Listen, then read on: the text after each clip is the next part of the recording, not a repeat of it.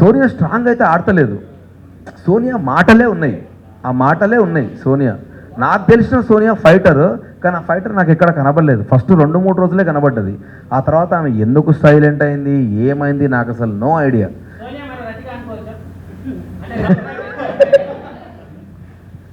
ఈ ట్రాక్ తెలియదు. నాకు బయటకు వచ్చినాక నాకు కొన్ని క్వశ్చన్లు అడితే నాకు నెత్తి ఖరాబ్ అయింది. వాళ్ళతోటే ఉన్నా కదరా సోఫాలో పక్కన ఇన్ని జరిగినాయి అనుకున్నా నేను నిజంగా.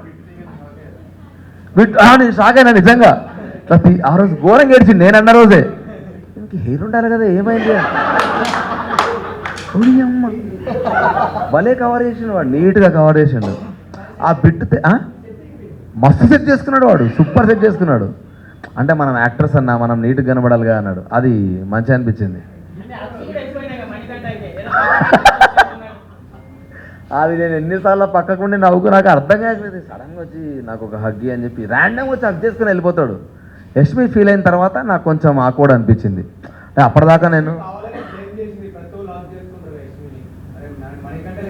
మణికంఠకి యష్మికి కోల్డ్ వార్ అవుతుంది. ఎందుకంటే యష్మిని వాడు ఫ్లర్ట్ చేస్తా ఉన్నాడు. ఎట్లా అంటే, యష్మి నువ్వు చాలా క్యూట్ ఉన్నావు అని. సారీ శ్రీప్రియ అంటాడు. శ్రీప్రియ వాళ్ళ వైఫ్ పేరు ఇక్కడ ఉంటుంది వెనకాల ట్యాగ్. సారీ శ్రీప్రియ నువ్వు చాలా క్యూట్ ఉన్నావురా యష్మి అని ఇట్లా మాట్లాడుతూ ఉంటాడు. అరే నీకు పెళ్ళైంది కదరా అంటే, పెళ్ళైతే ముందు ఫ్లర్ట్ చేద్దాం అంటాడు. ఇది హెల్దీ ఫ్లర్టింగ్ అంటాడు. సో ఇవన్నీ నేను చూసుకుంటూ వచ్చి వీడు ఇంతేలే చిల్ అవుతున్నాడు అని అనుకున్నా. యష్మి కూడా సరదాగా తీసుకుంది. ఎప్పటిదాకా సరదాగా తీసుకుంది, వాళ్ళు జోక్లో మాట్లాడిన మాటలు అనేది సల్లకిలో పాయింట్ తీసి నామినేట్ చేసేసరికి ఫ్లిప్ అయిపోయింది ఆ పిల్ల. సో ఆమె అంటే యష్మి కరెక్ట్ చెప్పాలంటే గేమ్ని గేమ్ లాగా ఆడుకుంటా, నువ్వు ఫ్రెండ్గా నువ్వు ఎవ్వను అన్నగా నువ్వు తప్పు చేస్తే పాయింట్ అవుట్ చేసే ఒకే ఒక స్ట్రైట్ ఫార్వర్డ్ క్యాండిడేట్ యష్మి హౌస్లో.